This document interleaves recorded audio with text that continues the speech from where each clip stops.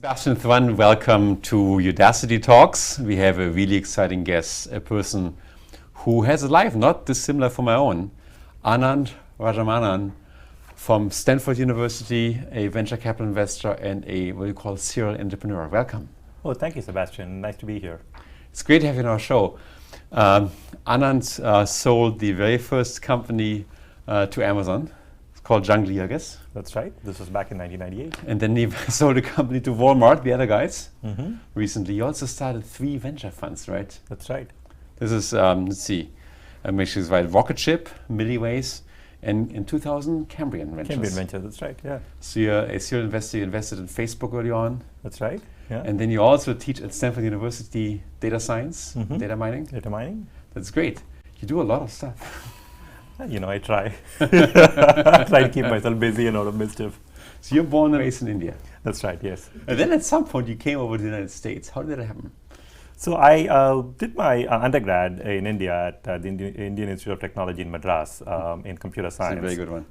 And I graduated in '93, and then I came over to the US I got accepted at Stanford for into the PhD program in computer science. So I came to Stanford to go to grad school and get my PhD in computer science. I should say it's extremely rare that students who graduate in India get admitted straight into a PhD at Stanford. And I know this because I sit on the admissions committee, or sat on the admissions committee for many, many years. So congratulations. Oh, thank you. Well, it was after my time, clearly, but still, yeah. I'd say it's fairly rare, but not unprecedented. There have been a few others before me and after me. So I hear next to you in your office was a Russian guy. Oh yeah, I guess he came from Russia when he was very young. I assume you're talking about Sergey Brin. Correct. Right? Yes, Sergey and I entered Stanford in the same year, '93. We, in those days, Stanford Computer Science today is in a building called the Gates Building on the Stanford campus. In those days, you weren't. We weren't. We used to be in a place called Margaret Jacks Hall. These barracks. They were not big buildings. They were barracks. That's right. They used to be in a place called Margaret Jacks Hall, which is kind of a dark building in the main quad. I mean, it had no windows, I don't think. It was kind of a dark building on the main quad, and right at the top floor of the building, the 4th floor of this building, they had an extremely dark area, which with a lot of cubicles, which they call the zoo, and that's where they've put the first-year grad students. I see. Who had just been admitted, who did not yet have an affiliation with an advisor. Once you get affiliated with an advisor, then you can get an office, which is slightly nicer. It's still dark, but at least it's an office. So you work your way up, and still no windows, I suppose. That's right. This area is called the zoo, which is where the initial the entering grad students were kept. Sergey and I had cubicles next to each other in the zoo. We were in nearby cages, shall we say. And then both of you became entrepreneurs, right? So you started a website named Google.com, and you started Junglee. Yeah. Did you ever consider joining Google or try to recruit Sergey for your venture? Sergey is a brilliant guy. It's very obvious that Sergey is brilliant, and when we were starting Junglee, we did talk about it, but I think he was already starting to think about Google at the time. And then when we actually started Junglee, and I dropped out. I took a leave of absence from the PhD program in '96 to start Junglee, and Sergey didn't leave till I think 97, early 98. So so my group left a bit earlier to start Junglee. Good. And comparison shopping. And yeah, that's right. So we pretty much created this space of online comparison shopping, although that was not the initial intention. Initially, we wanted the origin of that is quite interesting because initially this grew out of the research work we were doing at Stanford. At Stanford, the work that I was doing, and I was working closely, my advisor was Jeff Ullman, and we were working on this area called data integration. This idea that you had data from multiple sources, you had integrated and provide a common view so that people could do interesting things with the data, which is still a relevant problem today. Back in the day, there was this sort of the research project started before there was a World Wide Web. And so then the World Wide Web came along, and it became very clear to a bunch of us that the most interesting data was out on the web, not in corporate databases anymore. And so we wanted to do data integration, but wanted to do it on the web.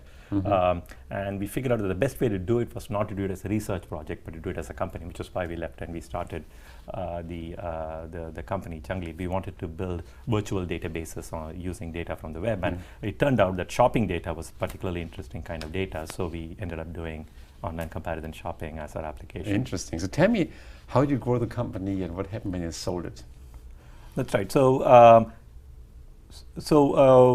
when we first had this idea that we wanted to do this online comparison shopping, there were 4 of us were students at Stanford. We were grad students at the time, and a couple were close to graduation. I was not.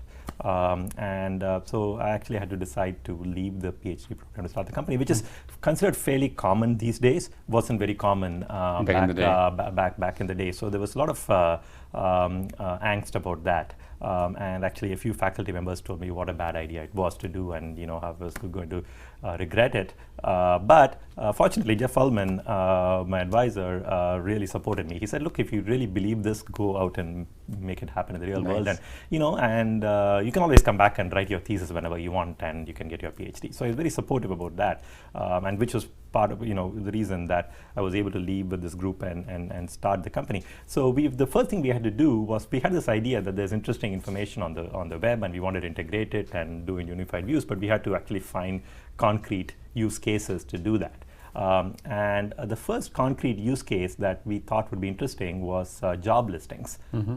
We wanted to disrupt the classifieds industry, and there were job listings. Since the web was just starting to get popular, there were job listings on every company's website. So we thought we could, unify all those job listings, add structure to them, create a unified database of job listings that's searchable by location, by job title, by qualifications, and sort of create a searchable classified database, which did not exist at the time. So we did this, and in fact we talked to a lot of newspaper companies. Most of them were terrified about what we were doing because they thought we would kill our livelihood, which actually happened to them much later. But they could see it happening even then. But there was one newspaper company, the Washington Post company, which thought that what we were doing was really cool, and so they actually invested in our company. So we remember we were 4 students from Stanford. It was very hard for us to find investments back in those days. Unlike now, venture capitalists on Sand Hill Road did not want to invest in companies started by 4 students. They wanted to see faculty members involved. They wanted to see things like that, and so turned. Yeah, the world is very different now than it was then. So, but the Washington Post actually invested in us and also became our first customer of our company. And then with the funding that we raised, we were able to create an online classifieds application integrating job listings from all over the web, and we were able to deploy it on pretty much all the major newspapers' websites in the US. And that was our first line of business. And then once that started taking off, we were always attracted towards shopping. And Amazon had just gone public, and there were a couple of other, few other online shopping destinations that were starting to come out. There was a critical mass of shopping data. So we thought, well, now it's a good time to do online comparison shopping. So that's the second one we launched. And that really took off like a rocket, was deployed everywhere. We had distribution deals with AOL and Yahoo and various other places for online comparison shopping. So once that started taking off, we were approached by Jeff Bezos. Who himself wasn't as well known as he is today, obviously. Oh, well, yeah, that's right. A few $1 billion will do that to you, I think. But yes, he wasn't as well known then. But when in those days, you remember, Amazon had just gone public. They were still selling books. The only thing you could buy on Amazon.com was books back in. I remember this vividly. We had a debate at home, and I'd say Amazon is a bad idea. Right. I can go Borders in the bookstore. I can look at the book before I buy it, and I can take it with me right away. I was convinced it was a bad idea. That's right. But the fact that you missed that Jeff saw was that you could have a much bigger selection online than you could have in these Which makes my decision even harder, I thought. Right, exactly. And this is, I think, the very interesting thing is that sometimes when you have a lot of data, and you and you can sort of go virtual, you can disrupt rather than optimize, and he ended up disrupting big time. rather Still than is, optimizing, still right? is. So which is what ended up happening. And so Jeff's vision, even though he was only selling books at the time, back in '98, was to be the shop where you could find and buy everything online, have infinite selection, have all the products in the world, right? And he called it universal product search or something like this, I believe. And he said, and he was smart enough to realize that if people had to find every product on Amazon, then it's impossible for Amazon to actually physically carry every product. So, so Amazon has to be able to integrate data from lots of merchants and make it searchable. And he thought that the technology that we were building at Junglee was the appropriate technology for us, and that's nice. That's why he approached us, and the Amazon acquired Junglee back in '98. Quite profitably a year. At Amazon, you worked on Mechanical Turk. Well, I did not. Well, Mechanical Turk, I did play a role in Mechanical Turk, but it happened actually after my time at Amazon, interestingly enough. So I spent 2 years at Amazon, '98 to 2000, and helped launch the marketplace program at Amazon. I was among many people who worked on that. I left Amazon in 2000 and came back. I did two things. I came back to Stanford and wrote up my thesis and got my PhD. But at the same time, I also started a venture capital firm called Cambrian Ventures with one of my co-founders from Junglee, Venki. And one of the ideas that we were incubating. So during the day you invest, during the night you write your thesis. That's right. Well, something along these lines. The nice thing about being a VC is that you have a lot more spare time than when you're an entrepreneur, right? That's true. That's really true. Yeah, I see a lot of VC bicycling in the mountains here. You playing golf. Yeah, it's bicycling, playing golf. I was writing my thesis instead. That's I see. Thesis writing is the new golf. Thesis writing is the new golf. That's right. Yeah. So that's great. And then, I have an investment question. So you invested in this company called Facebook, and you were one of the early investors. That's right. How come? How do you meet Zuckerberg? How did that happen? Well, this is an interesting story, it's because this was back when we were, we could see sort of. I was teaching on campus at the time, and it was clear that people were starting to use Facebook on campus. And then there was a panel at Stanford on entrepreneurship or something like this, and my partner Venki was invited to be one of the panelists, and one of the other panelists was Mark Zuckerberg. And we got there, and the room was overflowing, and everybody was just asking questions to Mark.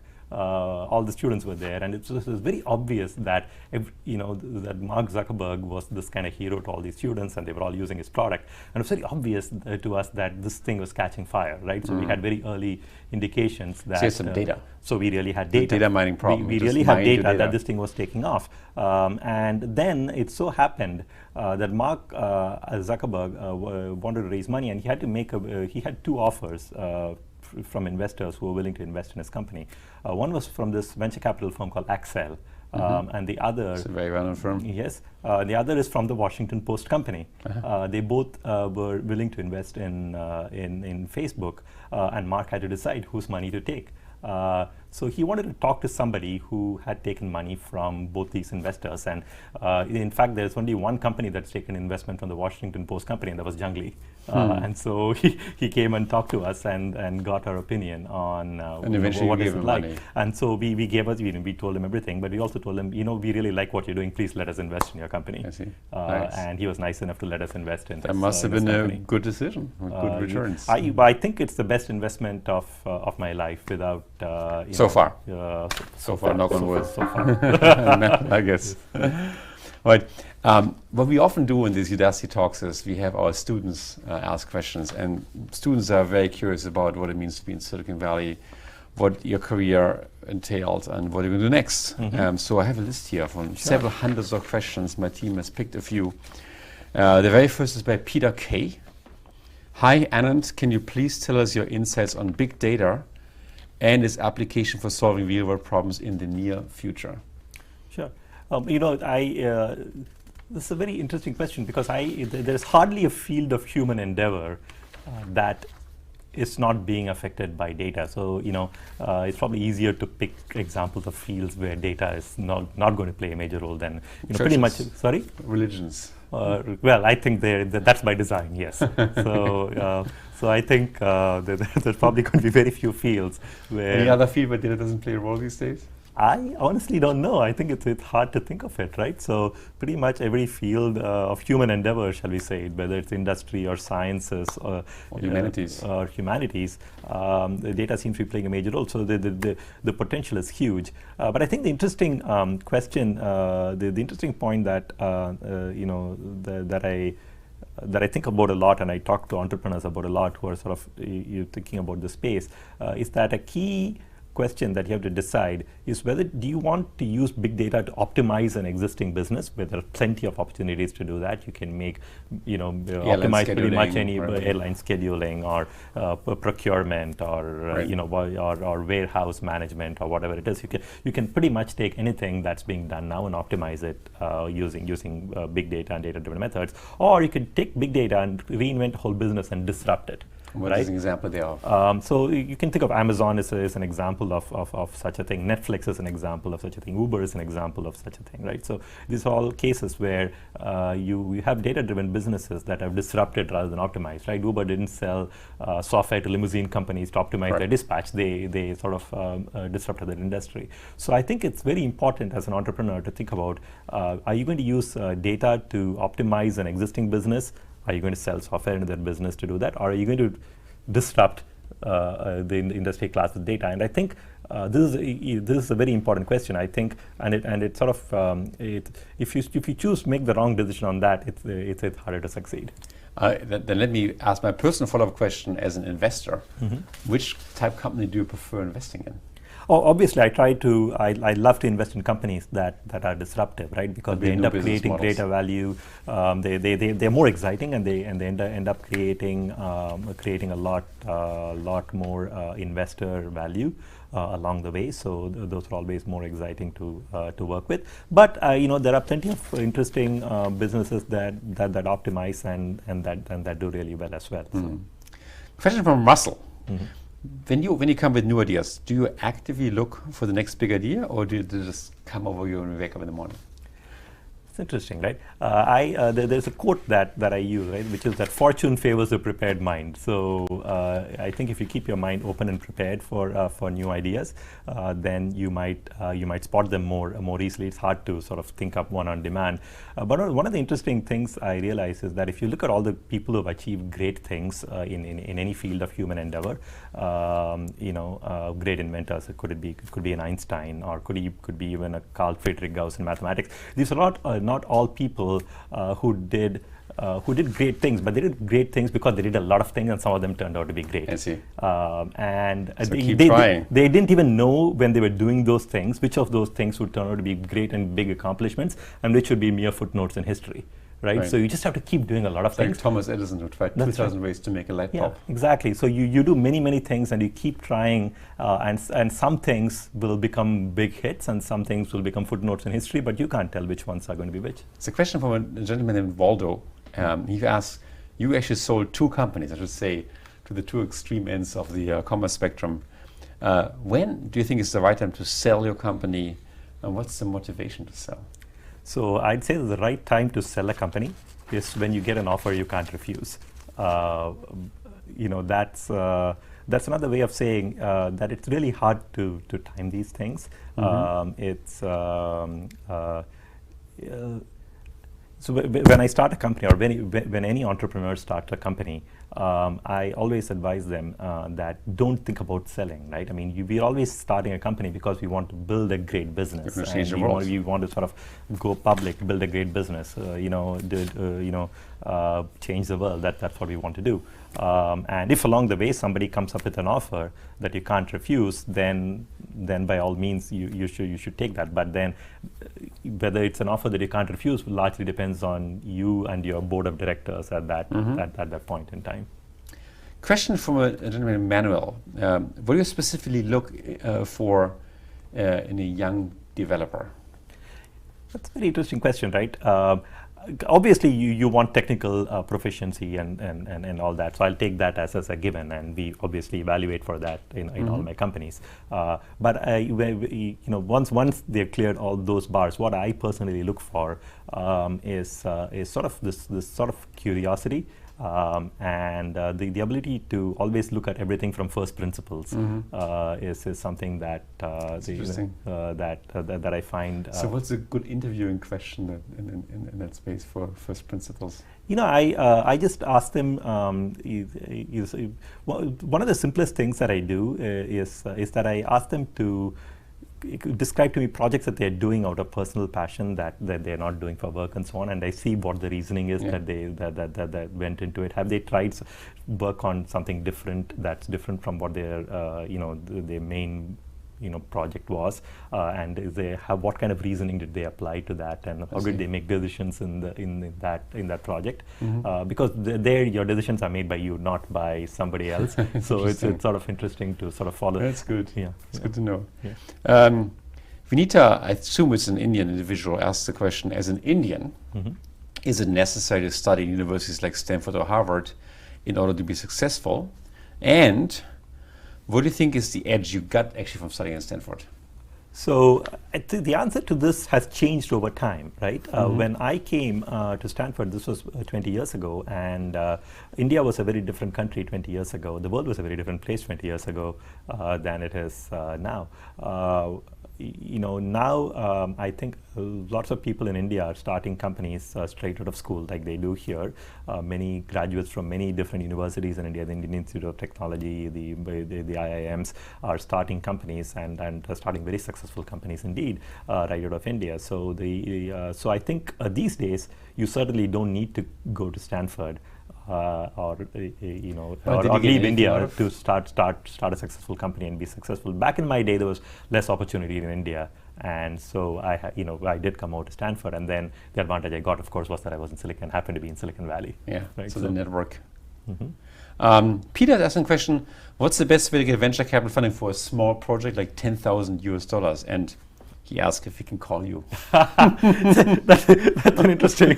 That's an interesting question. But I actually, if you want a small amount of money, like $10,000, and this is what I always tell people: take money from friends and family. I think those are the people who know you well and who can back your passion. Most investors, professional investors, want to see some progress before they invest, and they want to invest larger amounts of money. Why? How come that they want to invest larger amounts of money? Explain this to our audience. Why do professional investors want to invest larger amounts of money? Well, your typical VC manages a fund of a certain size, let's say a couple $100 million. Could be anywhere between, let's say, $100 million to $1 billion, right, of money, which they've raised from a lot of other limited partners, like pension funds who are given the money. And typical VC partnership has a few partners. Now, if these partners made small investments of $10,000, they'd have to make thousands of investments to. But that might be better for a risk diversification portfolio. Right, they might be. There are two problems with that, however. There is only so much human time available. So evaluating all these deals and then following up on them and keeping track of them, there's only so much human bandwidth available to. So you're saying no phone call for $10,000? Yeah, I would prefer no phone call for $10,000. Yeah, it's actually it's very common. It's common for the venture capitalists to take something like 20% in the beginning and then take a board seat. I've met many who said, if you don't give me 20%, I'm not willing to work with you. But I'll tell you one thing, though. We actually, the current firm that I run, rocketship.vc, we follow a very different model of venture investing, which some of your the people in your audience might find interesting. We use big data and data-driven methods to run a VC firm, which is completely different from the traditional VC approach. And the question is how to get data on a startup company. That's a very good question. We live in a world where we can actually get data on startup companies. We've built a big database now by gathering data. We have data on 1 million startups all over the world, and 50,000 of them are trying to raise funding at any point in time. So about 90% of them are outside Silicon Valley, 10% of them are in Silicon Valley. And we run algorithms on all these startups and find interesting companies that we think are interesting. We look at team, we look at the traction that they're getting in the market. various things, and we come up with a score, and we reach out to the companies that we find interesting. So no company ever pitches us. We find interesting companies through our data, and we reach out to them. Most of these companies are not in Silicon Valley. We have investments all over the world. India, we have investments in India. We have investments in Europe. We have investments in South America and Canada, rest of US, right? So, Mark was asking the questions. In your opinion, why do you think that some startup companies fail? Can you give examples of failed companies, maybe without mentioning names, and explain why they would fail?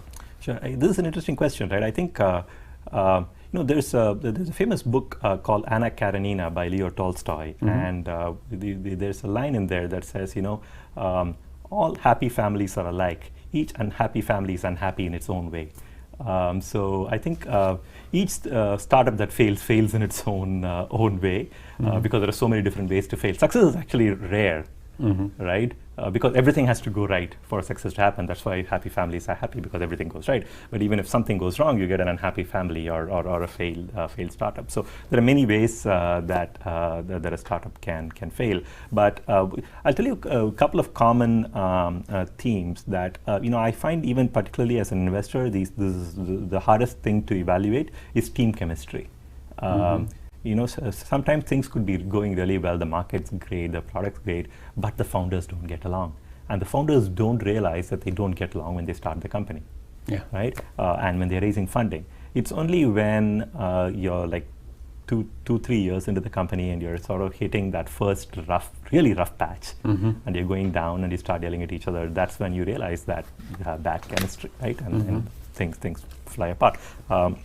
That's kind of one of the most unfortunate ways in which startups can fail. And so I always tell people who ask me for my advice is to, when you start a company, make sure you have a prior working relationship with the person that you are starting the company with.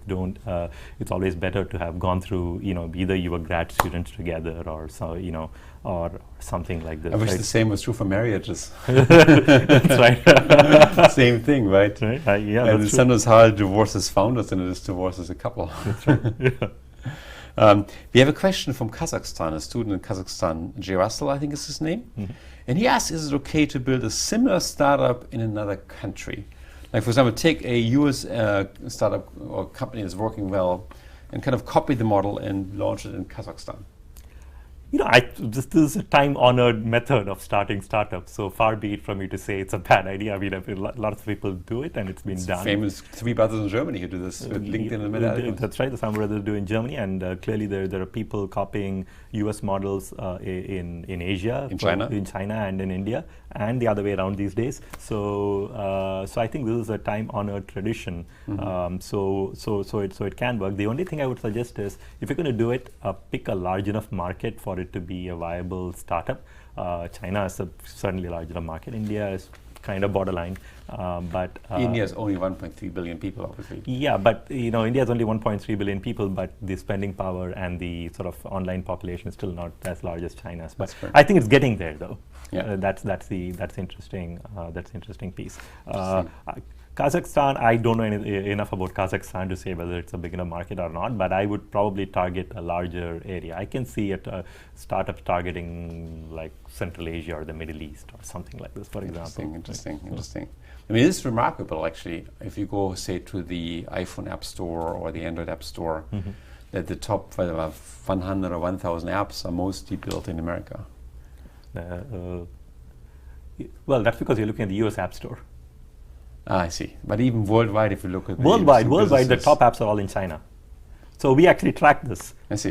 We actually track this. We have data on apps and how they're taking on, because this is part of our rocketship venture capital firm, which is data driven. So we are tracking all the top apps in the world and the ones that are growing. And of the top 1% of all apps, more than half are from China. So it's just a huge population. I have to ask you a Udacity specific question. What do you think is the future of education going to be in countries like India? It's a good question, right? Well, clearly it's bright, right? So, but the Exactly what form it takes, I'm not sure. I think online learning, I think, is things like Udacity, I think, are going to be a big part of it. Certainly, I think there seems to be a great demand for knowledge and improvement, and it's hard to see how that's going to be fulfilled just through traditional universities and schools. So I think online learning of this sort is clearly a huge part of it. I think so. Well, we have probably tens of thousands of young people all around the world watching right now. I want to ask you one last question before we're out of time. Is there something you want to tell young people, like to your younger self, if you were like 15 years younger, a piece of advice you'd give yourself at this point? Yeah, so I would say you dream big, right? Dream big, and you believe that you can change the world. We live in a world where everything is possible right now, so dream big. You can change the world, and look at everything from first principles. This is the thing. This is my hardest one learning in life. Don't accept the status quo in anything. Just look at it from first principles and judge for yourself. This is exactly what Larry and Sergey taught me about things, looking at first principles. Right. Anand, it's been a phenomenal pleasure having you here at Udacity and at Udacity Talks. Anand Rajaraman, who is a serial entrepreneur, sold companies to Amazon and Walmart, started 3, not just 1, but 2, 3 venture funds, teaches at Stanford, and looks 24 years old as far as I can tell. Thank you so much. Thanks for coming. Well, thank you for having me. Absolute pleasure. We see you with number 6. We're still lining up the right speaker. We have a few potential candidates, but stay tuned, and I'm going to see all of you again when we talk to the next speaker.